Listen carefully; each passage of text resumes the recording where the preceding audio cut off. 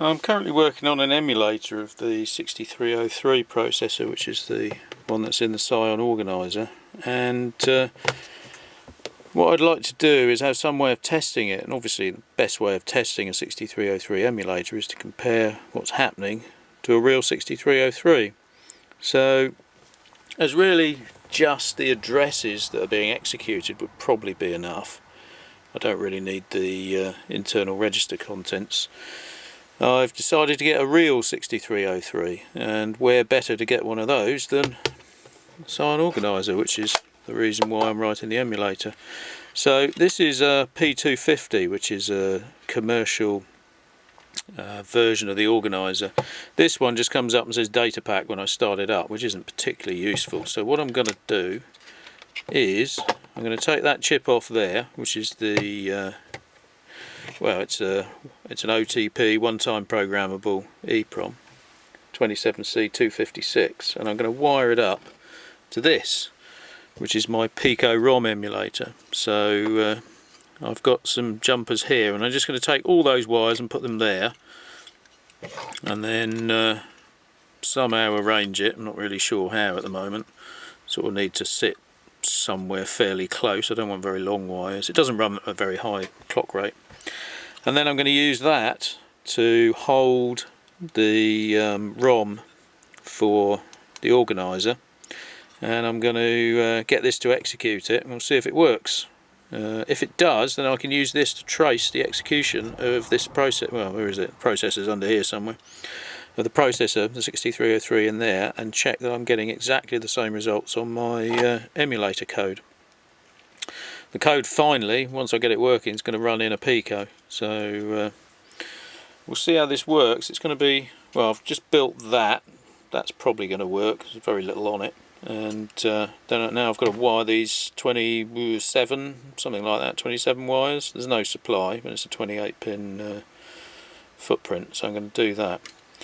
And then what I'll probably do, if I can get the right part, something that will fit in here, is I'm going to put one of the ordinary versions of the ROM onto here. So I'll change that ROM for something like a version 3.3 or something, and then I should be able to use this. At the moment you need a bootable data pack in there, and it's a bit of a faff, so that's probably not going to go back on.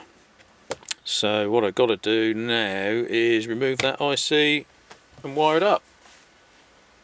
I've got the wires from the emulator PCB here over to the footprint. What is it? A couple of inches of wire, and I've got a battery in there. This is programmed with the LA version of the organiser code, so that I think is the model for the P250, which is what this is. The ROM chip is out, so there's no code, no original code in here anymore. So if I turn that over,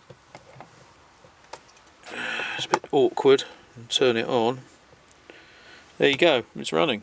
So these are the menus, and that's the time, so there's a real-time clock that it's running, and we can do the info, that's the info, and everything seems to be up and running. So this is able to keep up across that 2-inch bit of wire out of flash over here.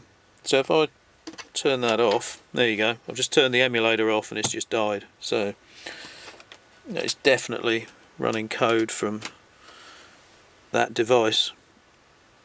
There you go, it's just come up with the boot symbol, so boot message. So it works, which is nice, because I've now validated the ROM emulator in another way, and this is running at just under 1 megahertz, so I can definitely do that. So off, on, I mean, there's not a lot else to do really. It's an organiser. It also means that if I manage to program this into a device, then I can probably just use this as a normal organiser. It's no longer be the strange version of code that was used for the commercial stuff.